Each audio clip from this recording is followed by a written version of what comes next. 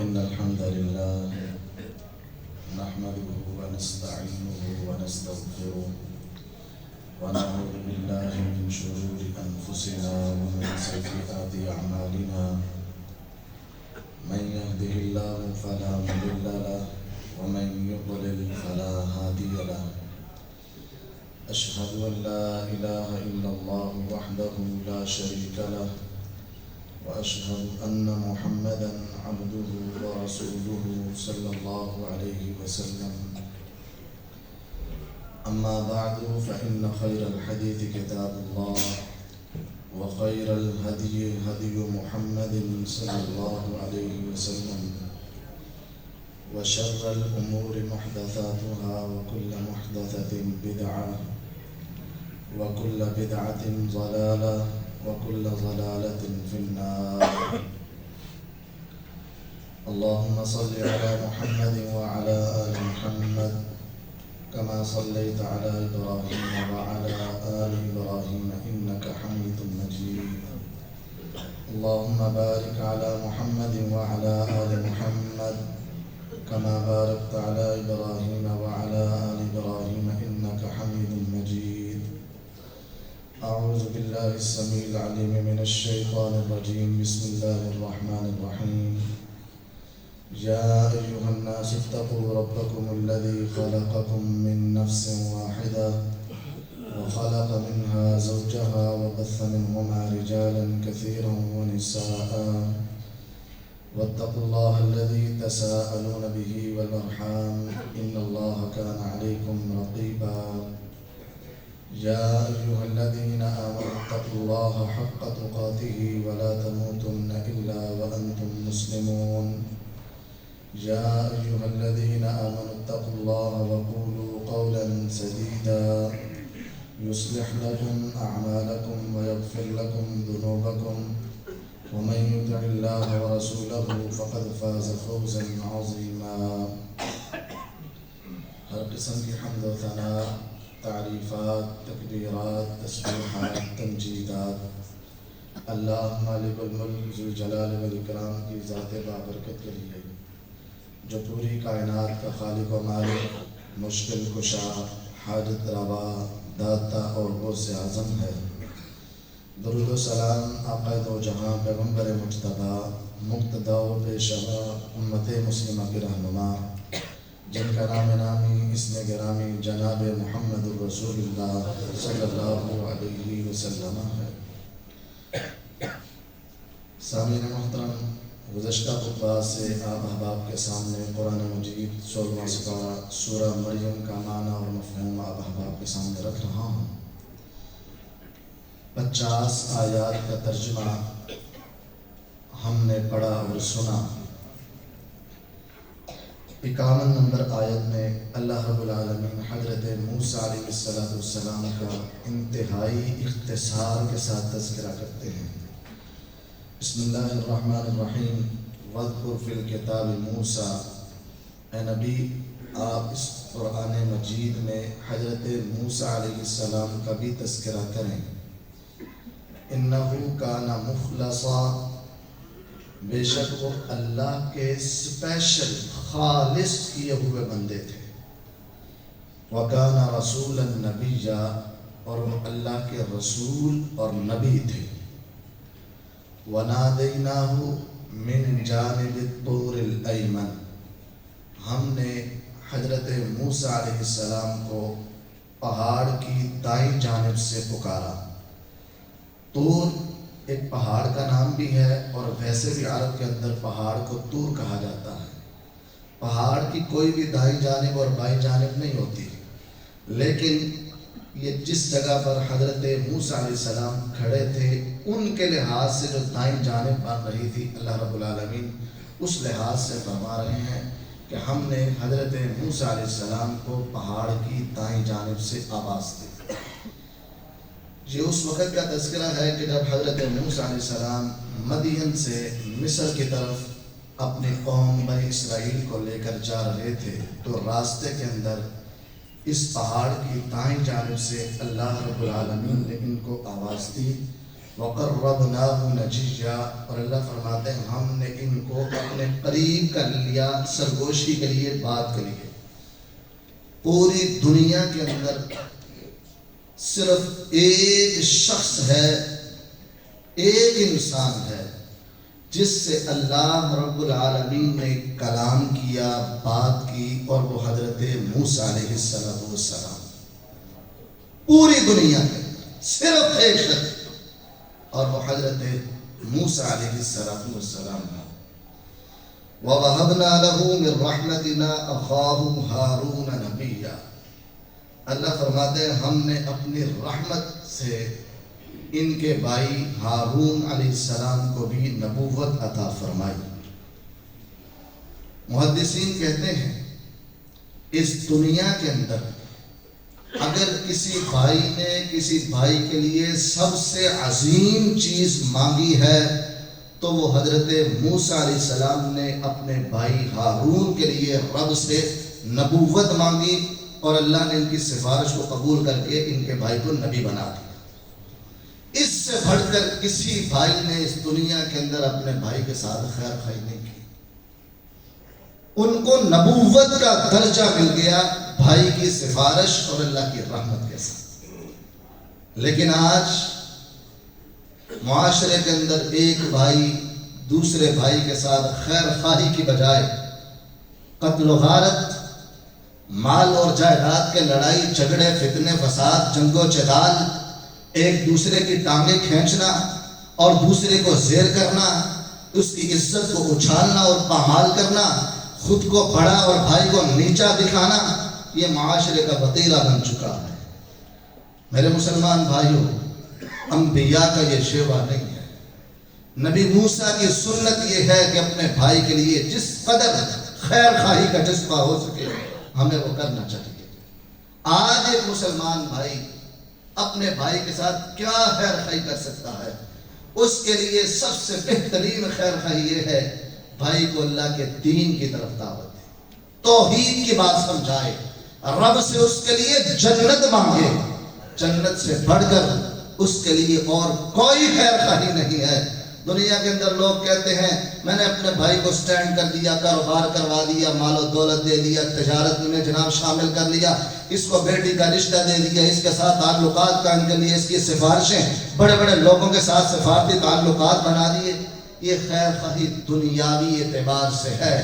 اگر آخرت کے اعتبار سے خیر خواہی اپنے کسی مسلمان بھائی سے چاہتے ہو تو اس کو عقیدہ توحید سمجھاؤ، رب کے دین کی دعوت دو، اس کے لیے اللہ سے جنت کا سوال کرو۔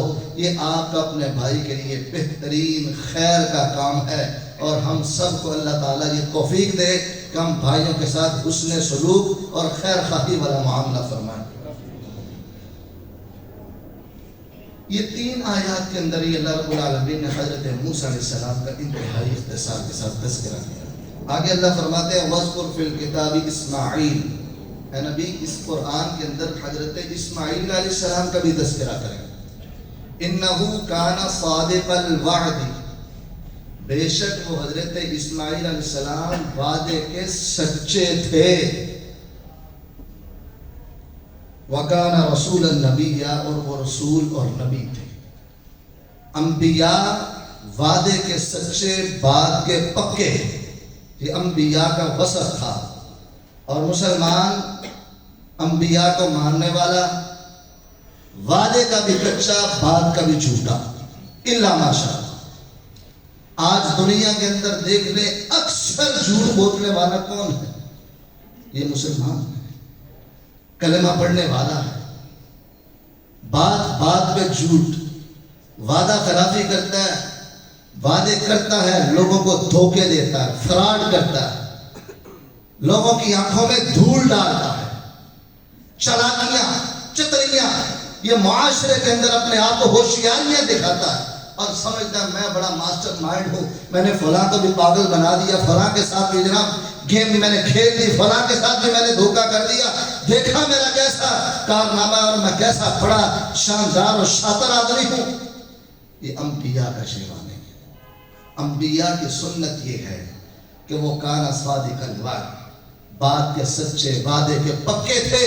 اے مسلمان میری سیرت میں بھی یہی ہونا چاہیے کہ ہم بھی بات کے سچے سچے وعدے کے پکے ہوں، امانت دار ہو، ہمارے سے کسی کو کوئی ڈر اور خوف نہ ہو، ہم بھی جس سے بات کریں پوری سیدھی صاف ستھری بات کریں، اور اسی کے اندر اللہ رب العالمین فرماتے تمہارے لیے خیر ہے، قولوا قولا سدیدا، سیدھی صاف ستھرے بات کہو، یصلح لکم اعمالکم، رب ذوالجلال آپ کے تمام معاملات کو درست کر دے گا۔ کیا آج میرے سمیت میں اور آپ ہم میں سے کسی کے اندر اتنی جرت اور ایمانی کیفیت ہے کہ ہم میں سے کوئی ایک ہاتھ کھڑا کر کے کہے کہ میں نے زندگی بھر کبھی جھوٹ نہیں بولا؟ انبیاء تو صادق الوعد تھے، وہ تو صدیق تھے، وہ سچے تھے، وعدوں کی پاسداری کرنے والے تھے، لیکن ہم قاری صاحب کی کریے پھر نہیں تو معاملات خراب ہو جانے سن، اور ویکھو نبی نظام بھی چلانا ہے، اور بس فلاں پھر ٹھنڈیاں بھی تو کرنا سن۔ ہماری یہ طرح طرح کے چٹکلے بہانے، یہ ہماری سوچ، ہماری فکر، ہمارا نظریہ کہ ہم بات پہ جھوٹ بھی بولتے ہیں، وعدہ خلافی بھی کرتے ہیں، لوگوں کو دھوکہ بھی دیتے ہیں، فراڈ بھی کرتے ہیں، اور کہنے کو ہم مسلمان بھی ہیں۔ یہ انبیاء کا طرز عمل نہیں تھا۔ حضرت اسماعیل علیہ السلام کے بارے میں اللہ رب العالمین فرماتے ہیں کہ وَكَانَ صَادِقَ الْوَعْدِ إِنَّهُ كَانَ صَادِقَ الْوَعْدِ، وہ وعدے کے سچے تھے، بات کے پکے تھے، اور یہی ایک مومن کی نشانی ہے۔ وگرنہ جو منافق ہوتا ہے، جھوٹ وہ بولتا ہے، وعدے کی خلاف ورزی وہ کرتا ہے، امانتوں میں خیانت وہ کرتا ہے۔ یہ میری بات نہیں ہے، کائنات کے امام جناب محمد الرسول اللہ صلی اللہ علیہ وسلم کا فرمان ہے۔ میرے آقا نے منافق کی 3 نشانیاں بیان فرمائی۔ اذا حدث کذب، جب بھی بات کرتا ہے جھوٹ بولتا ہے، وَإِذَا وَعَدَ أَخْلَفَ وَإِذَا خَاصَمَ فَجَرَ، جب یہ جناب والا وعدہ کرتا ہے وعدے کی خلاف ورزی کرتا ہے، جب جھگڑا کرتا ہے تو یہ گالیاں دیتا ہے، اور چوتھی نشانی یہ بیان فرما دی وَإِذَا اؤْتُمِنَ خَانَ، جب اس کو امانت دی جاتی ہے اس کے اندر خیانت کر لیتا ہے۔ آج ہم میں سے ہر شخص اپنی طرف، اپنے گھر کی طرف، معاشرے کی طرف، ساتھ بیٹھنے والے دوست و احباب کی طرف ذرا نگاہ دوڑائے، کیا یہ برائیاں ہمارے یا معاشرے کے اندر ہیں یا نہیں؟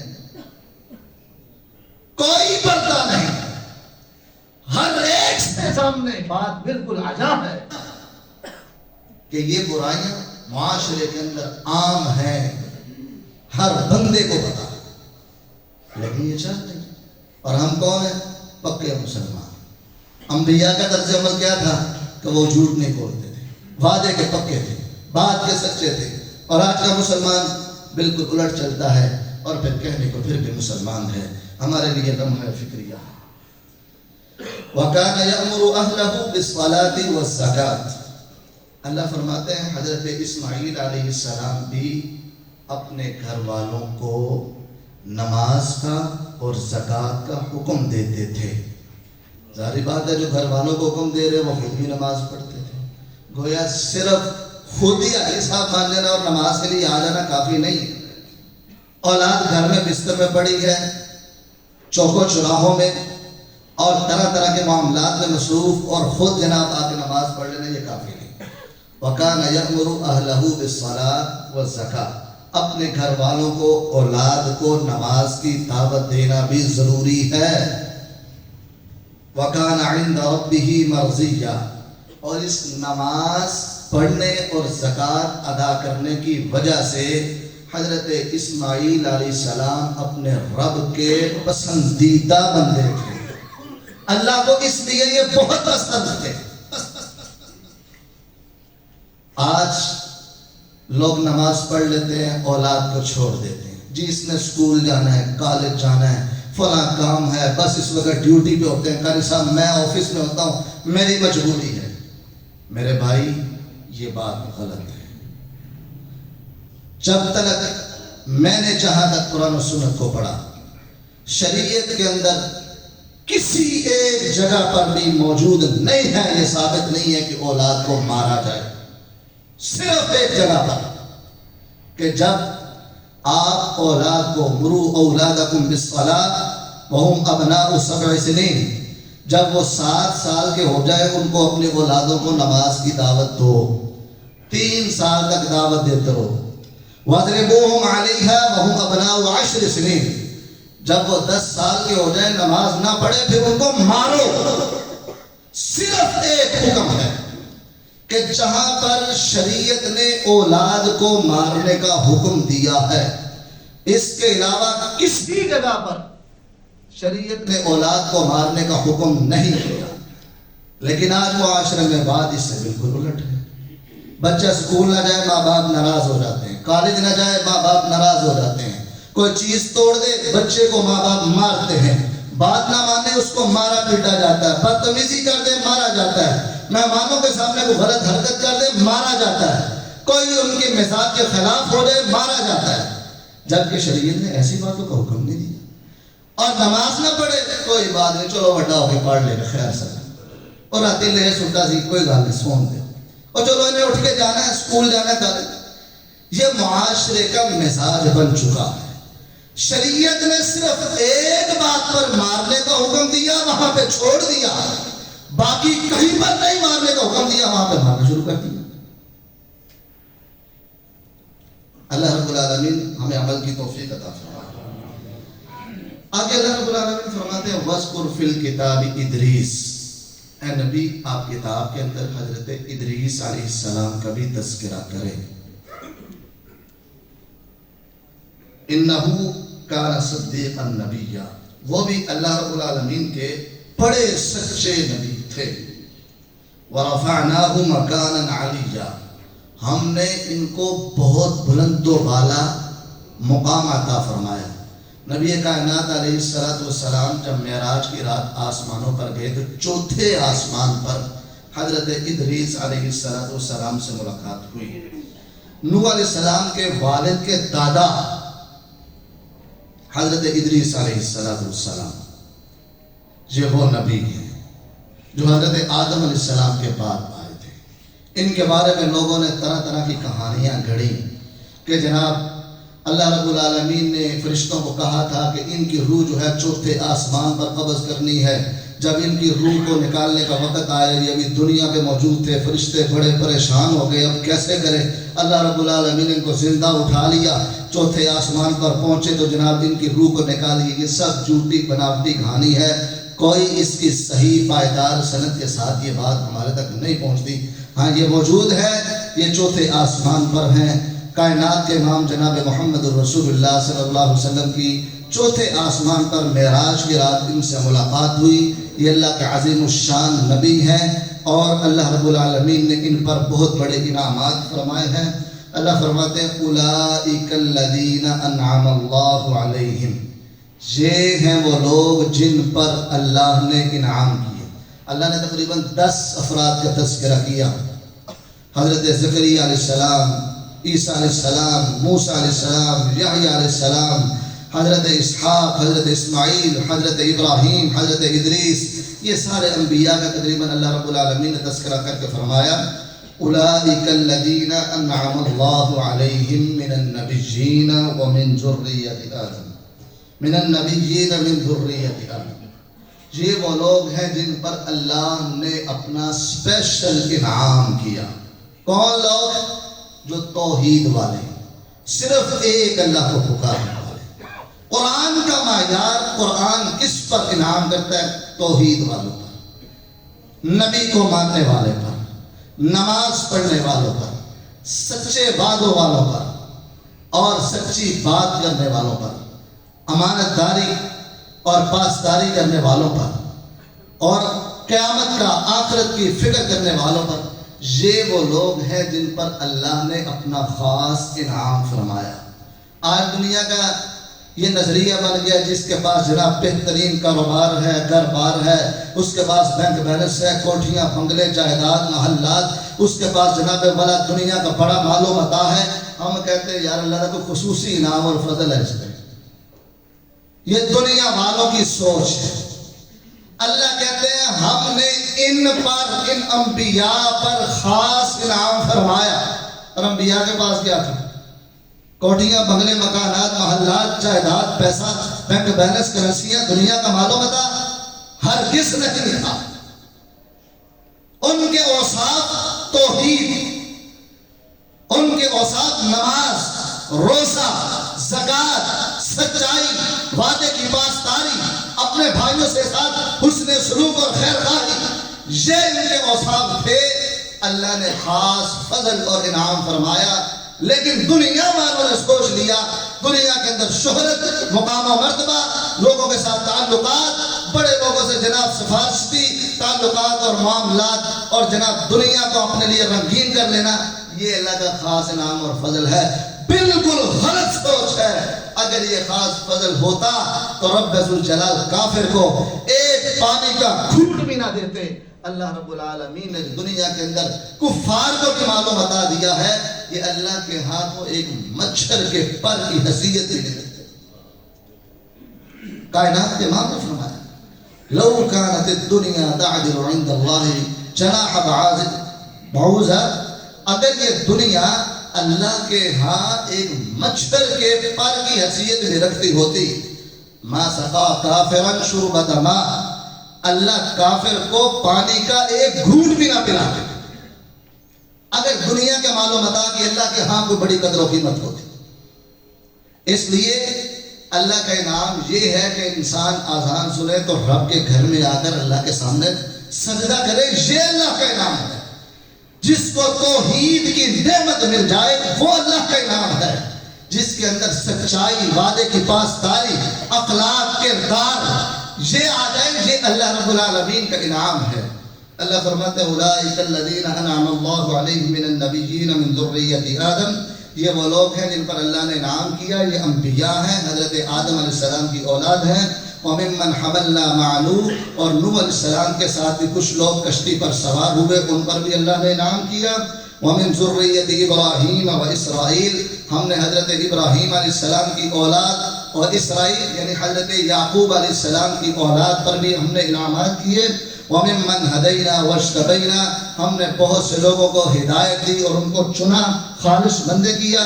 اِذَا تُتْلَى عَلَيْهِمْ آيَاتُ الرَّحْمَنِ، ان کا خاص وصف یہ تھا کہ جب ان پر رحمان کی آیات تلاوت کی جاتی، خروا سجدا وبکیا، تو وہ روتے ہوئے سجدوں میں گر پڑتے۔ اس آیت کے اوپر سجدہ تلاوت ہے، میں سجدہ تلاوت کرتا ہوں، پھر آپ سے اس سجدہ تلاوت کے حوالے سے بات کرتا ہوں۔ ایک منٹ۔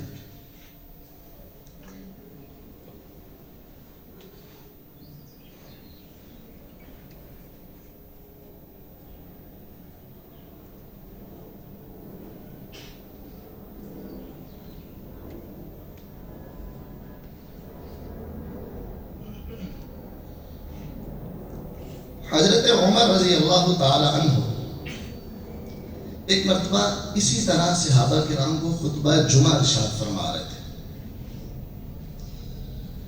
صحیح بخاری کے اندر روایت موجود ہے۔ قرآن مجید 14واں سپارہ سورہ نحل آیت نمبر 50 جب انہوں نے پڑھی، وہاں پر سجدہ تلاوت آیا۔ منبر سے نیچے اترے، سجدہ تلاوت کیا، اور پھر لوگوں کے سامنے کھڑے ہو کر خطبہ ارشاد فرمانے لگے۔ اگلا جمعہ ہوا، پھر وہی سورہ نحل پڑھی، پھر وہی آیت پڑھی، وہاں پر ٹھہرے، پھر دوبارہ منبر سے نیچے نہیں اترے، اور وہاں پر وہ سجدہ تلاوت نہیں کیا۔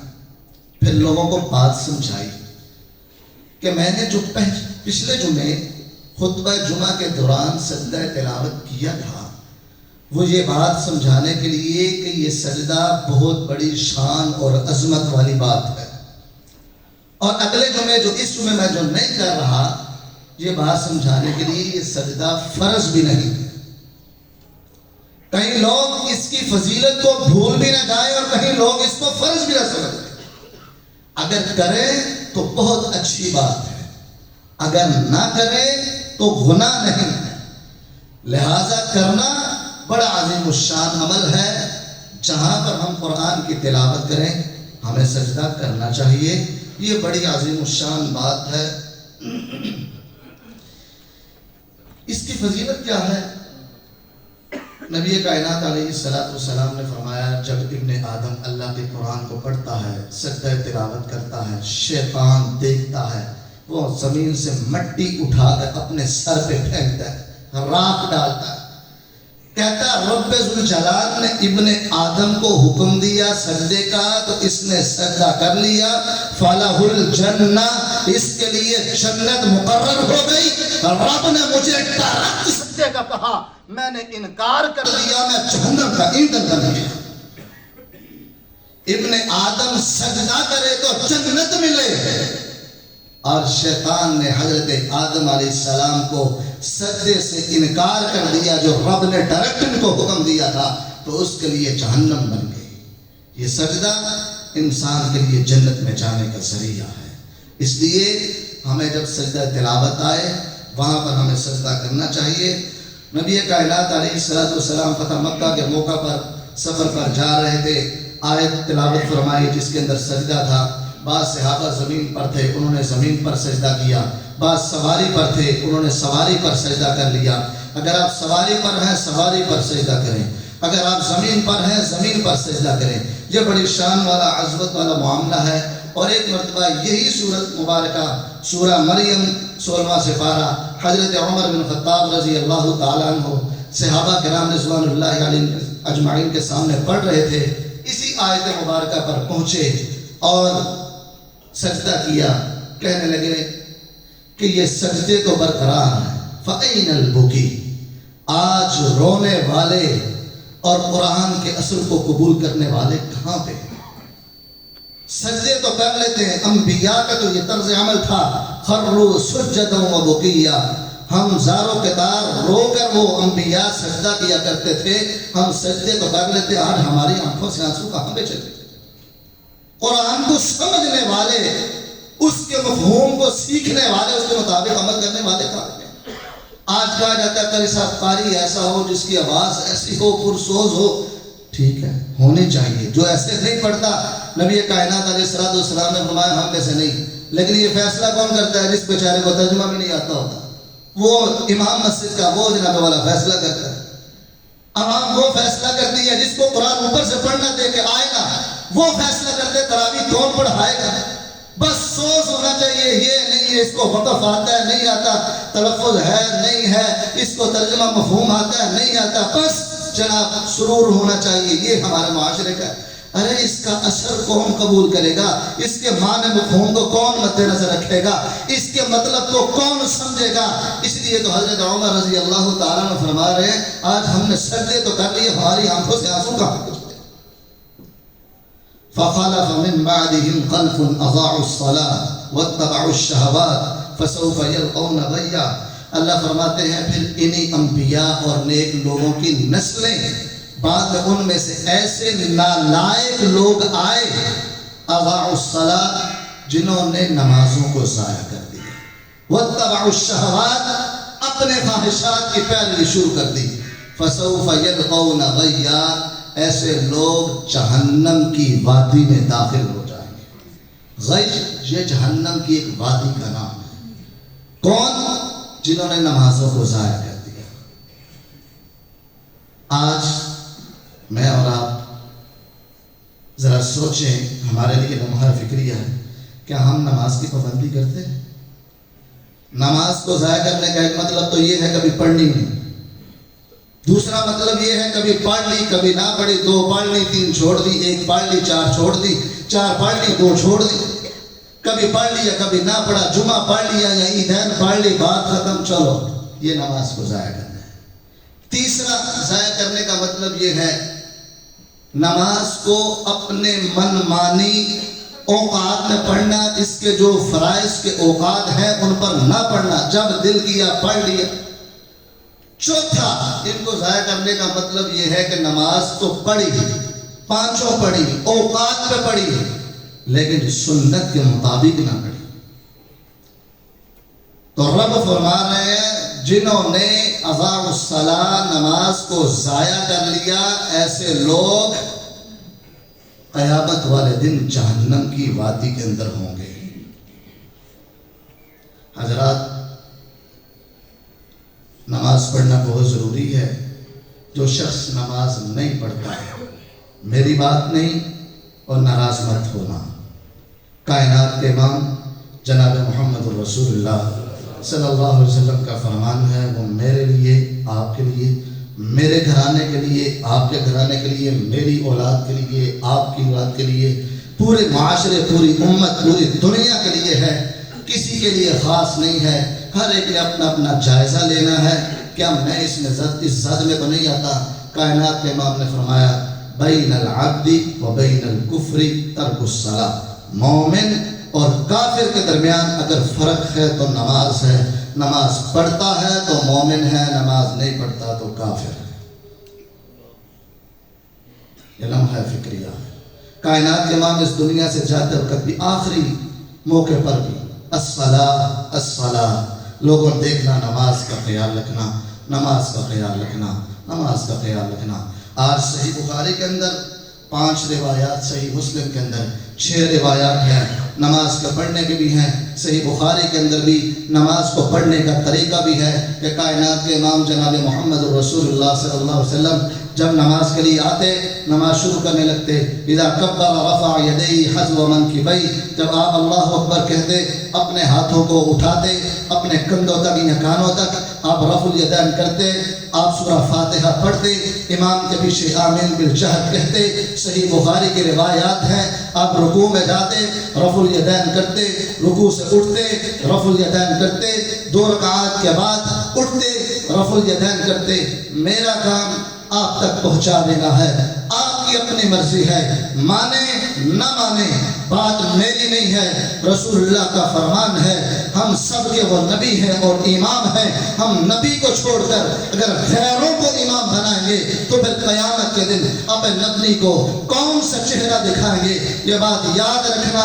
نمازوں کو ضائع کرنے کی ایک صورت یہ بھی ہے، آپ نماز ایسے پڑھیں جس طرح نبی نے نہ پڑھی ہو، ویسے نماز پڑھیں گے تو نماز ضائع ہو جائے گی۔ ہمیں نماز ایسے پڑھنی چاہیے جیسے نبی نے پڑھی ہے، پھر نماز قابل قبول ہے۔ لہٰذا نمازوں کو نہ پڑھنا بھی نمازوں کو ضائع کرنا ہے، تھوڑی پڑھنا، تھوڑی چھوڑ دینا نمازوں کو ضائع کرنا ہے، بے اوقات میں پڑھنا یہ نمازوں کو ضائع کرنا ہے، اور سنت کے مطابق نہ پڑھنا یہ نمازوں کو ضائع کرنا ہے۔